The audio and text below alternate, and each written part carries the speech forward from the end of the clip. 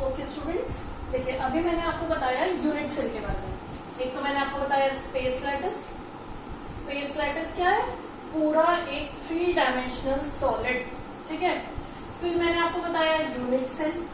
Unit cell क्या है? उसका 3 डायमेंशनल स्मॉलेस्ट पोर्शन। फिर मैंने आपको बताया लैटिस पॉइंट्स और बताया इंटरस्टिशियल पॉइंट्स।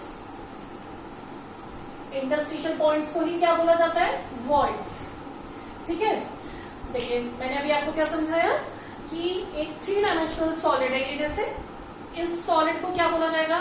क्रिस्टल लैटिस या स्पेस लैटिस। इसका स्मॉलेस्ट पोर्शन जिसको बार बार रिपीट करने से तीनों डायरेक्शन में फिर से यही जनरेट हो जाए उसे क्या बोला जाएगा? Unit cell. जिन पॉइंट पे एटम्स प्रेजेंट हैं उन्हें क्या बोला जाएगा? Lattice points. और जो खाली जगह बचेगी बीच में बचेगी वो तो हमेशा, क्योंकि एटम कैसा है? स्फेरिकल। तो यहाँ पे मान लो बॉल रखी है, एक बॉल यहाँ रखी है, कितना भी क्लोजली पैक्ड होगी तब भी बीच में जगह बचेगी, उसे क्या बोला जाएगा? इंटरस्टिशियल पॉइंट्स या फिर वॉइड्स, ठीक है। अब मैंने आपसे कहा हम बार बार अब चैप्टर में क्या पढ़ेंगे? स्पेस लैटिस को नहीं पढ़ेंगे, हम तो यूनिट सेल पढ़ेंगे। अब यूनिट सेल के 2 पैरामीटर्स होते हैं मेन, उसको स्टडी करने के 2 पैरामीटर्स हैं। एक तो है एज लेंथ। 3 डायरेक्शन में 3 डायमेंशनल सॉलिड, तो 3 एजेस होंगी हर सॉलिड की। एजेस को डिनोट किया जाएगा ABC, स्मॉल ABC, हमेशा स्मॉल लेटर। तो 3 एजेस, जैसे इस सॉलिड की 3 एजेस हैं, देखिए इधर ABC, ABC, तो ये तो होगा एज लेंथ। दूसरा पैरामीटर है एंगल्स बिटवीन द एजेस। इन एजेस के बीच का एंगल अल्फा, बीटा, गामा से डिनोट किया जाएगा। देखिए इन दोनों एजेस के बीच का एंगल, इन दोनों एजेस के बीच का एंगल, देन इसके और इसके बीच का एंगल।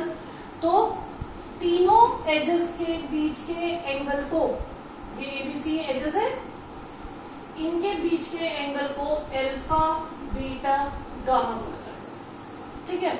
तो ये 2 पैरामीटर्स है, हमेशा यूनिट सेल को इन्हीं पैरामीटर्स के थ्रू मेजर किया जाएगा।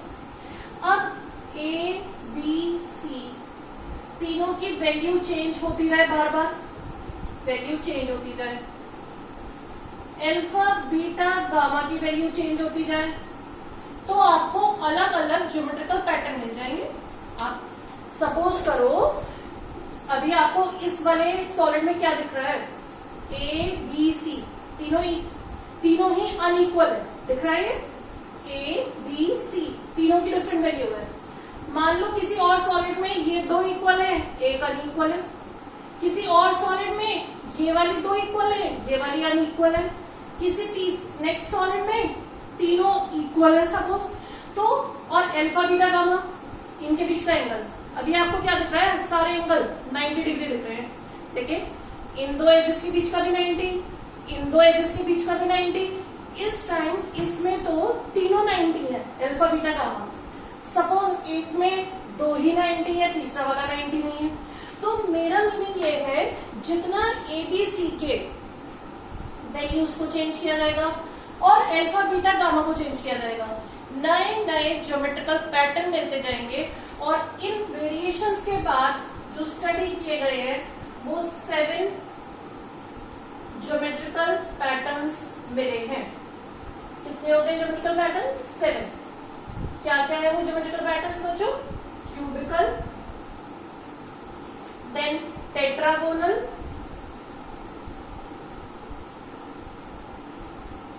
Orthorhombic,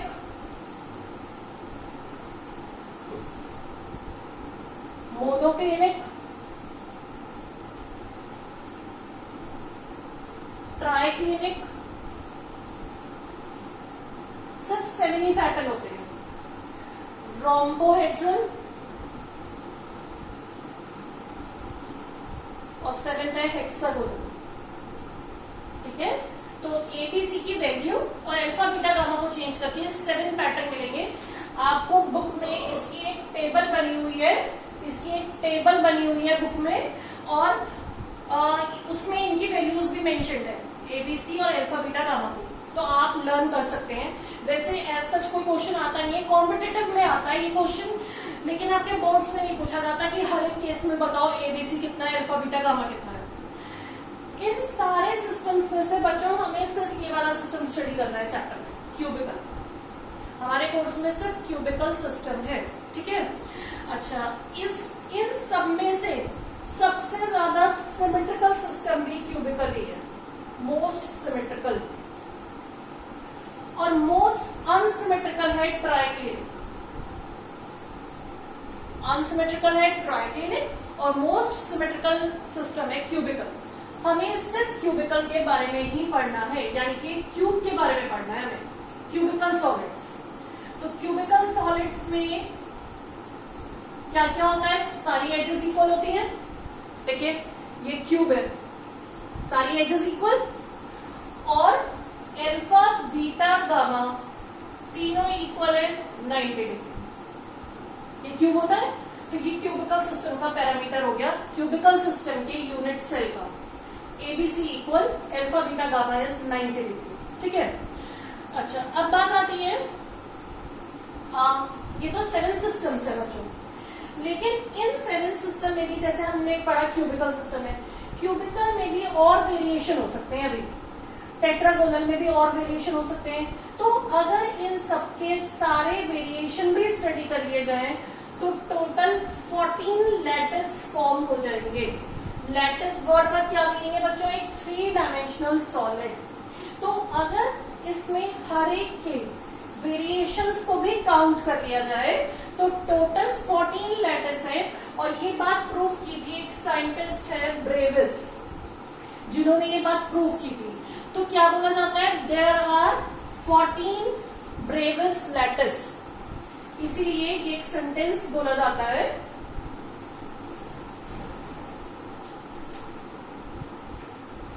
there are 14 Brevis lattice. इसका क्या मीनिंग है, टोटल 14 पॉसिबिलिटीज हैं अलग अलग 3 डायमेंशनल सॉलिड यूनिट सेल्स की। आगे समझ में, देयर आर 14 ब्रेविस लैटिस, ठीक है।